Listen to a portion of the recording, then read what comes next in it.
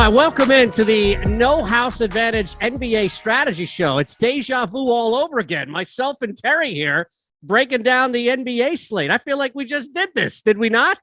We did, and with the speed that it flies by, this might as well be the same show, and we've got like 25 minutes today, so I'm probably not going to I'm going to try and limit the amount to which I ramble, but this one's going to go by at just warp speed, I think.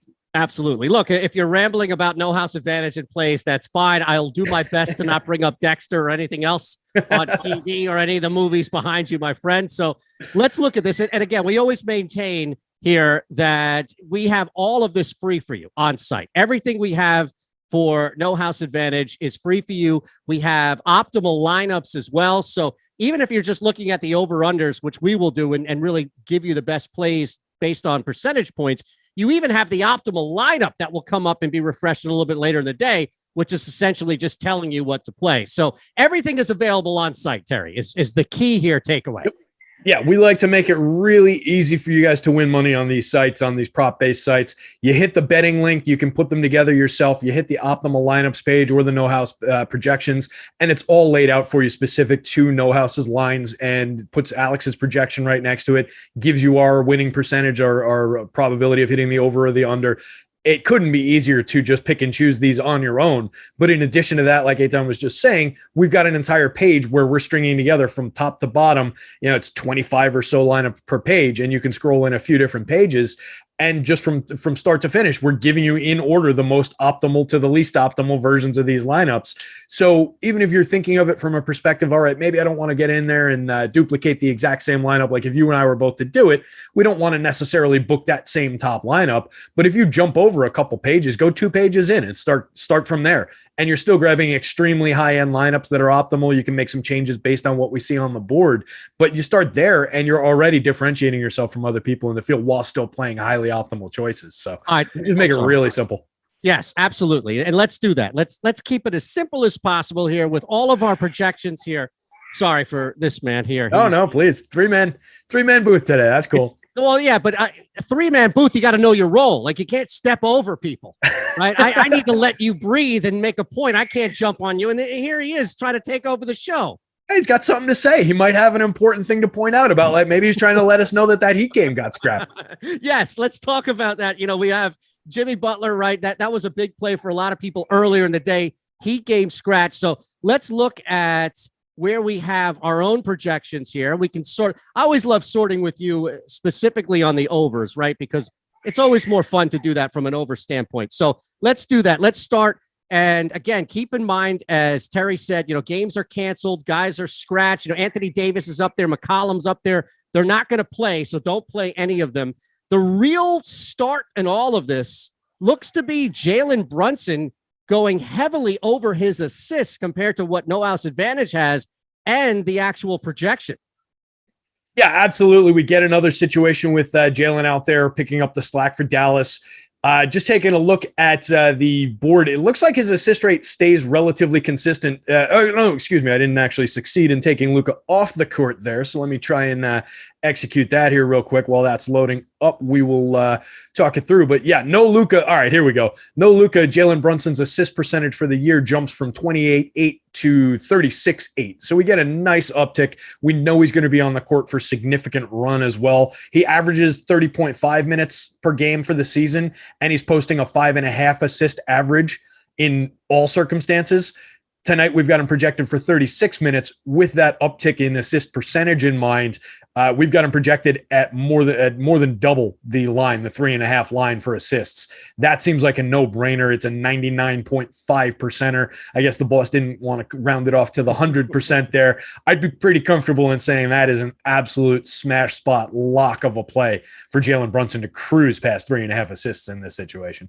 All right, so another one here, and we actually have a couple from Simons to Diallo, where these are like super smash, right? You have Anthony Simons, PRA, NHA has him at 10.5. How do you get something where there's such a wide gap, Terry, where Alex has him projected for over 22 PRA versus the NHA line at 10.5? Yeah, I think we're playing the back and forth game of who's available, who's not available, who's going to play, who's going to soak up the minutes. And I'm assuming that they just didn't catch up on the opportunity for Anthony Simons to play a significant amount of minutes. We've got him projected at 29. He averages 24 for the season. In his usual role of 24 minutes a game, he's putting up a 16.6 PRA. So 10.5, I'm not entirely sure how they came up with that, because we're giving him extended minutes tonight. So we expect him to fly well past that. Like you said, Alex has it at 22.4, 99% likely to go over that 10.5 mark. I'm not seeing anything that makes me skeptical on him getting relatively solid minutes around that mark. But even if he undercuts it by 5 and change, hell, even if he gets a reduced role somehow tonight from his normal 24, he goes out there and plays 20 for us, I think we're there. So I'm not concerned about that one at all. Strong number 2, or easily could be a number 1 pick as well. All right. So the other one is Diallo here. And again, I mean, there's a similar scenario where we have Alex on site has Hamidou Diallo at 26.78 on the PRA. And it's just under double that compared to again, like we saw with Anthony Simons, where Diallo is slated at 13.5 on NHA. Are we dealing a similar situation where it's just the back and forth of who's playing?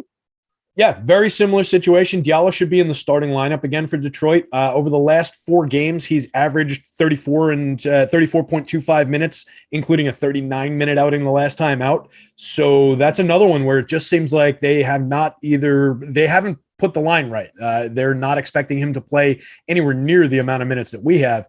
He has a 19.3 minute average for the season. That puts him at a 13 PRA on the average. So that line is appropriate to his 19-minute run. We've got him projected for 35 minutes, essentially double the average minutes tonight, give or take a minute or two. I see no reason to think that he wouldn't absolutely smash that 13.5. I like it just as much as the other 2. I consider all of these just absolute lock spots. It's just a situation where it's like getting a guy in the starting lineup for 3,500 on FanDuel, 3,000 on DraftKings. It's just a layup of a spot based on a misprice, based on a mistaken line and not an accurate minutes projection here. So take advantage.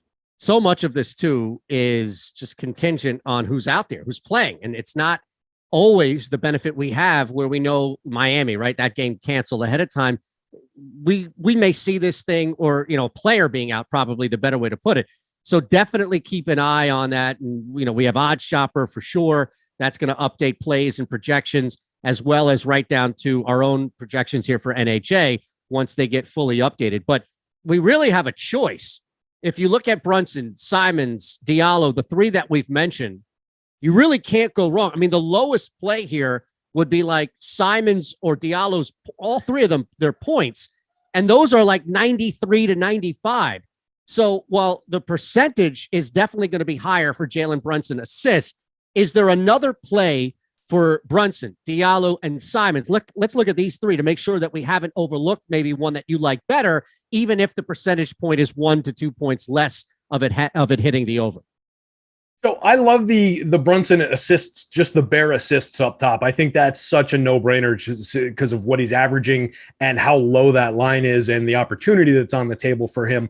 But I would be fine as well if you were inclined to go to the points plus assists line. It's only a 15.5. We talked about why we like the assists. Yeah. He's also averaging in his regular 30.5 minutes a night. He's also averaging over 15.5 just in point scoring alone. He averages 15.8 regular points. So that's just set below his average, let alone below his combined average between points and assists. So that's an easy one to pick off for all the same reasons. And the same thing's going to be true about Diallo in those various other spots. So if you wanted to simplify the Diallo one, maybe instead of taking the PRA, you could scroll down and you could take the rebounding one. He's at 3.5 on the rebounds. We've got him projected for 7. In his regular 19.3 minute run, he gets 3.3 rebounds a game anyway. So he's basically there again in his regular 19 minutes. We've got him projected out at 35 minutes. Presumably the ball is going to fall into his hand 1 extra time, and we've got him projected for it having happened about 3 extra times. So I'm comfy with taking that one. And anytime we're giving a guy a little bit less to do in terms of having to hit multiple categories and rack up a bigger number, I'm comfy doing that. Like Anthony Simons, the 7.5 points is down at 95% probable. That one's an easy pickoff as well. In 24 minutes on the average, he averages 12 points. We've got him projected for 29 minutes. Seems like kind of a no-brainer there. So we've got a lot to work with just between those three guys in the high 90s. And then we've got a lot of guys on the board here. We can fill out a card with a lot of overs in the 90% range with some of these other plays too. So this is a fun one today. Let's look at Luke Kennard, because I think that's a nice one to kind of pivot to. You mentioned Detroit. We'll bring up Saddiq Bey in a sec. But with Luke Kennard, this may be one where the top percentage one may not be the best play in the sense of it's not a bad play by any means, but maybe threes. Like if you look at it, we haven't projected, Alex hasn't projected for 14.65 points, right? That's clearly over the 8.5. But the one that kind of jumped out at me was the threes. We have NHA at 1.5. The projection on Awesemo is over 3 at 3.28. Of all the things that Luke Kennard is going to do tonight, points, I get it, is correlated to threes. Don't get me wrong, Terry, but it just feels like of all the things that you could look at with Kennard getting a bump in minutes because of all the issues that the Clippers are going through, wouldn't it be threes that would be under his control the most as opposed to rebounds and even assists? Absolutely. It's an opportunity. It's something where he's going to take that opportunity. He's going to be the one to decide, hey, I'm going to shoot a three-pointer here. And in his standard, in his standard 28.5 minutes a night, he's taking 6.2 threes a night, making 2.7. That's a 43.9% three-point shooter. That's a really solid three-point shooter. So why not take the pick where we're giving the guy the opportunity to reach a very low line in what he does best? So I agree, 3.5 is a reasonable expectation from him. If we're assuming he's getting 33 minutes of 5 minutes in addition to his usual run, figure he takes 8 or 9 of them, and he's going to make more than 1.5 of them. I don't want to say for sure, but I mean, that is a really solid one and one that I would expect to come through for us. So I'd be very comfortable booking that one. And you're right. It takes away do I really want to ask Luke Kennard to go out there and grab a few additional rebounds? I think if we were taking the PRA, we'd be kind of looking at the points anyway to kind of carry us on that one. So why not take the way that he gets his points? Like exactly what you were saying. So I like that. Okay. Also, this is just wild here because our projections versus Slate want to make sure that we're fully intact here because things are changing by the second, of course, with everything. We saw the Miami-San Antonio game shut down. So Saddiq Bey was another one that popped up. He's at 92.4, technically 3.9 if we're splitting a hair or two. But the P&A, the points and assists, pretty significant as far as what Alex has projected higher at 22.84 versus just the 14.5 that you have on NHA. Yeah, I mean, Bey is just taking advantage. He's got a major opportunity going in that front court right now. He's starting at the power forward spot. And what I like about it is just the absurd amount of minutes he's been playing. Over the last 3 games, he's averaged 40.3 minutes. In terms of his fantasy production, it's been a 0.87 fantasy point per minute rate, which is up from his usual 0.82. So I don't have the exact numbers on the rebounding and contributions per game and assist contributions per game over time over these last few. But for the season, he was already a 12.4% assist share, an 8.8% rebounder. So he was doing multi-category things already, giving him that additional uptick in minutes to a 40-ish minute projection. And he's been, like I said, he's been over 40 the last 3. 38.4 on the board for him tonight. Well, that's giving him 5 additional minutes on top of what he normally does. His PRA average is 22.6 in 33 minutes. So giving him 5 additional minutes, do I think he can crack through a requirement of 2 less than what he normally does? I do. I'm pretty confident in saying that one's clean as an above 90 pick as well. And if you're booking a 93% probability we're at this point, we're in the middle of the card, the back end of the card, that's becoming a dynamite opportunity. So I think that's a very comfy one to put in there. And I'd be fine with taking that as one of his alternative ones either. Also, if you want to go down to, let's just say the bare rebounds is an 89%er. We've got him projected at almost 8. It's a 5.5 requirement. In his usual run, he averages 6.1. And again, we're giving him 5 extra minutes. So he's already over that in terms of the average, and we're giving him more time to do it in. So really like all the different ones for Saddiq Bey. It's another spot where they're just not factoring in the minutes lately. Absolutely. And, take advantage of it by all means. And things are so volatile with COVID that, it's tough to figure out, all right, how many minutes a guy may get. Well, make sure you're using our projections. We're going to do all the work for you by all means. And, looking at a couple of these unders just to kind of go back and forth with what we have. Love fading, at least the site loves fading Westbrook. 2 of the top 4 underplays are Westbrook under assists and Westbrook under rebounds. But to be fair, the highest percentage we have is Westbrook under assists at 90.5. So it's not like he's dominating at 96, 97%. Not to look a gift horse in the mouth, but it's not what we normally get at the high percentiles. Yeah, for sure. And that's one that's, it's 10.5 in the expectation of Russell Westbrook. Yeah, you can certainly see him getting to a 10.5 assist night. The thing about it is for the season, he's averaging 8.2 in 36 minutes a night. There's no real additional expectation of more minutes. We've got him projected at 36.5, which Alex has it as a 7.84 going up against Memphis here. And you have to remember, it's going to be no Anthony Davis and no a couple other pieces. And as we've seen in the past, that does have an impact on his potential assists. It does have an impact on the rate at which those assists are converted. Plus, you're playing alongside a usage monster who can do things on his own without needing a facilitator, and the guy who is a major facilitator in himself in LeBron James. So there are just things that peel away a few of those assists. It's not just the Russell Westbrook show where he needs to do everything on his own and average a triple-double and average more than 10 assists. He's not necessarily in that role in LA. So I'm comfortable with that one. It would be more toward the back end just based on it being a 90 versus all of those mid-90s that we were just talking about. But I think that's one of the better unders on the board, just the bare assists one going under. It's at 10.5. Alex has him at 7.8, and I think that's a pretty fair number. Yeah, I was staying in this game here, and it wasn't sortable in the sense of like what we're going down, but I did see LeBron's points are at 23.5. He's had 5 straight games, Terry, of going over 30 points. No Anthony Davis. Russell Westbrook is in his own head. Malik Monk is not going to come out and drop 30. What am I missing that this isn't a super smash on the over? Yeah, 80%. I'm actually a little surprised by that. Alex has it projected at 28.8, and we were surprised where it came in. It was in the mid 80s, if you remember the other day when we did this show. Yep. So I'm a little surprised by the percentage, but I think the projection more than carries the expectation, right? 28.8 points in the projection. It's only a 22.5 line. LeBron for the season averaging 27.6 in 37 minutes, and we've got him projected for 38.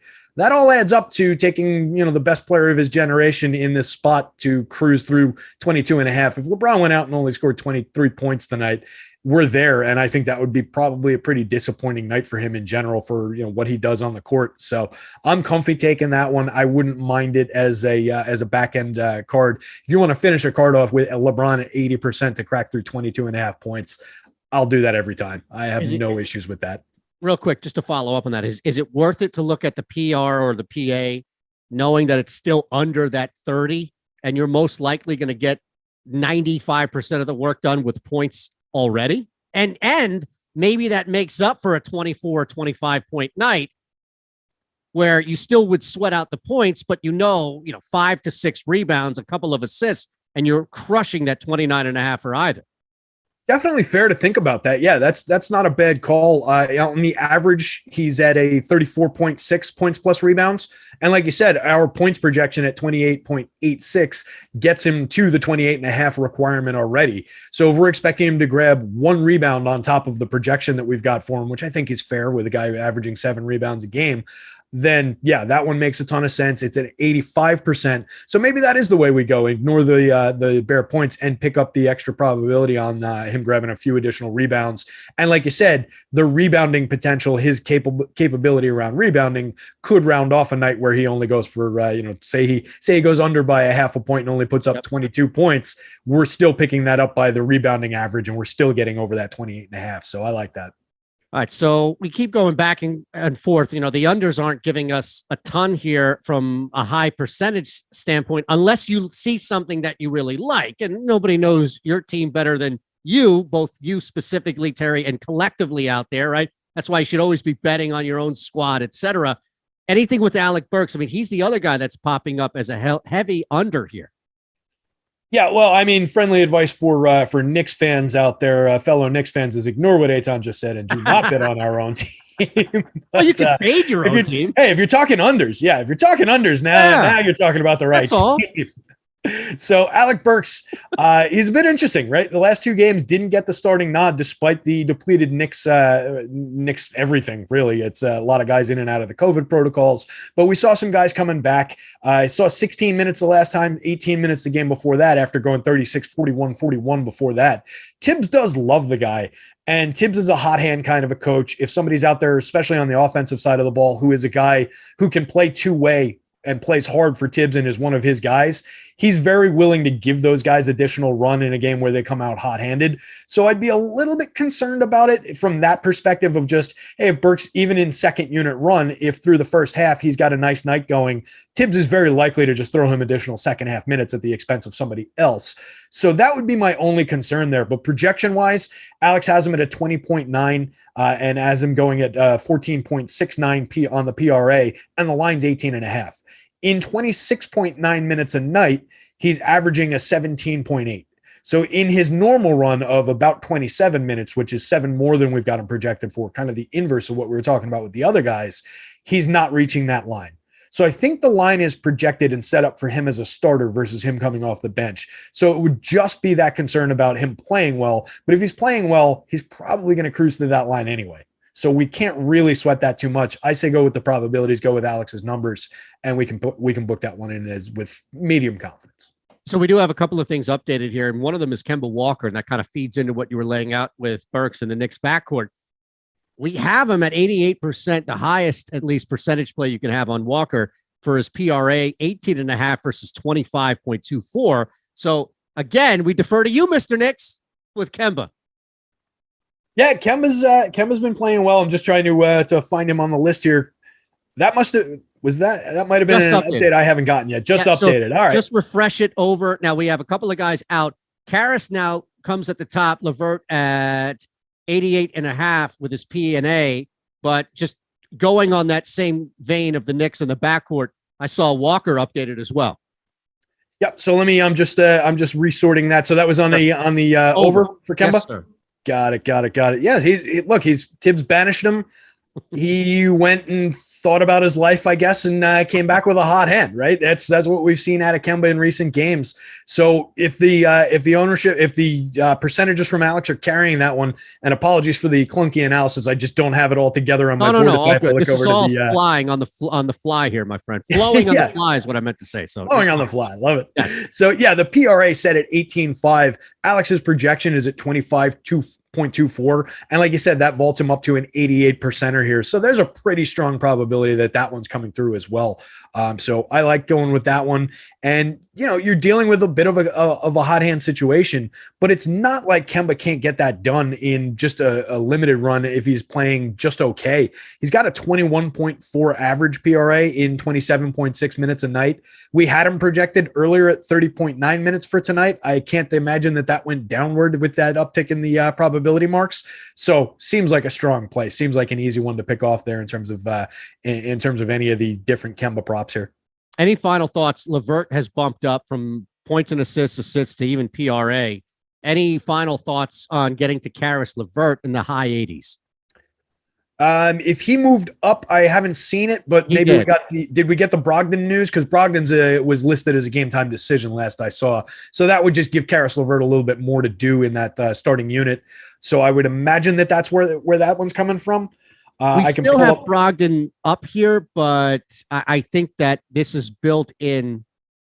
I think it's built into Brogdon playing, but not playing a ton. Or maybe it is factored because Brogdon is still up here. This has been way too clunky, but we're waiting on things are updating as we're doing the show. So we're giving you live up to the second analysis. Yeah, it makes it tricky with all these ins and outs and when things update in the middle of the show. But just looking at it on the board, 18.5 points plus assists. Alex has him projected at a 26.36 with an 88% probability of coming through.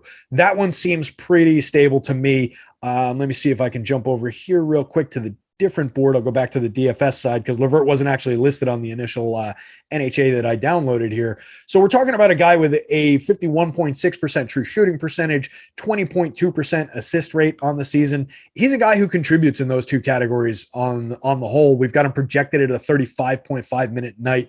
I see no reason he couldn't get to that line. That's a pretty low one for Karis LeVert and everything that he can do on the court. Awesome, my friends. 2 straight days breaking down the NBA slate for you on No House Advantage at DigitalB21. You want to thank them? Go ahead, do it on Twitter. Thanks to everybody out there at Shander Show. For me, Tyler producing the show, as he's the real MVP here, trying to sift through all the live updates and projections. Thanks to you out there. Hit that thumbs up button. And if you do, hey, we got a promo code for you. Actually, you can use it regardless. Awesemo, and we'll match your first deposit up to $25. A lot of things still happening here, including the Yahoo NBA slate starter going in your way right now, right here on this channel. Don't go anywhere. Appreciate you hanging with us.